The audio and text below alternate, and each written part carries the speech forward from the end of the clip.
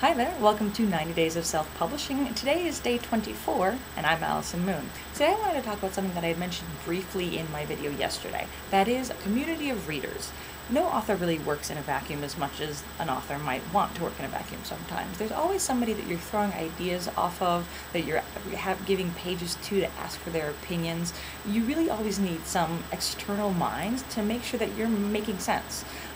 This is what I mentioned yesterday in terms of the objectivity thing. So my community of readers looks like this. I have 5 beta readers that read my second draft. Now, if I am the alpha reader as the author, then beta readers are just the second line of readers. They're the people who get the book next.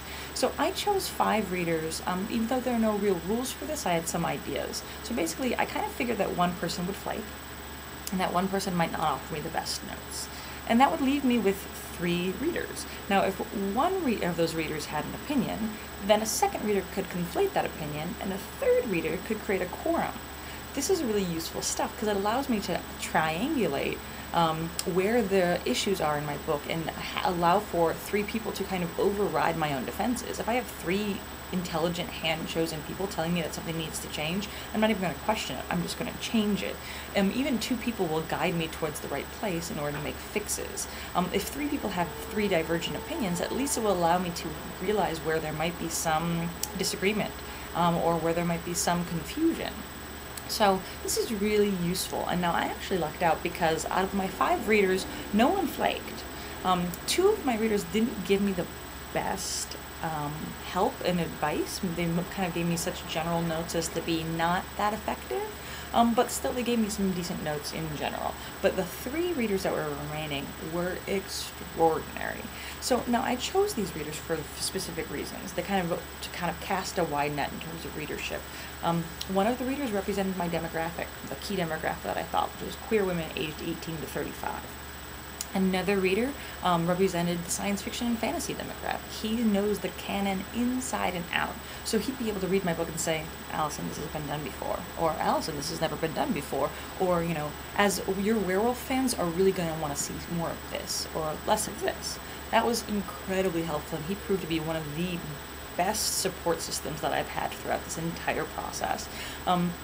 Then another reader I chose because he is incredibly good at eliciting a story from a body of work. He's a producer and he's a dramaturg, so he can find the arc amidst a body of work in a way that I really love. And he's also an extraordinarily quick and thorough reader, so he reads widely, and I really wanted that kind of thing as well. And then one of my readers was a professional editor and copy editor, and then finally another one of my readers was also a professional editor and copy editor, except that I also trusted her to be brutal. I expected she wouldn't hold any punches, and she didn't. She gave me the raw dirt every time, and I really appreciated that. So those were my beta readers. Their feedback proved to be extraordinarily important in guiding the book from the second draft towards the final draft. Now I also lucked out because I was working with a traditional publisher, so I had editorial guidance from a professional source, essentially for free. Basically, this person read my book and then gave me a lot of notes. Notes that were both practical, like the idea of making my protagonist 18 instead of 17 to kind of sidestep any concerns people would have about the sex scenes that happen later in the book. Really good advice. And also like some really large, story arc stuff. She's a professional reader, so she was able to give me some really great advice. She also read my book a second time after I revised it according to her notes, and was able to tell me how the arc looked to her and kinds of changes that I should look for in hiring an editor, which proved to be incredibly important as well. So that's what my community of readers looks like. I also have a couple of friends who I can send stuff off to and be like, how's this looking to you, or does that sound fun, or just we can grab a beer and chat about ideas. And this is incredibly important because as I go through this process, I need some emotional support. So having people who can tell me Allison, if anybody can do this, you can do this, or just hey, I read that thing that you wrote and it really was great. It was totally great. You're crazy to think that you're not a good writer, or whatever. Whatever that emotional support looks like is incredibly important. But it's also nice to have people on the other side who are like, Allison, this is kind of crap. You need to revise it.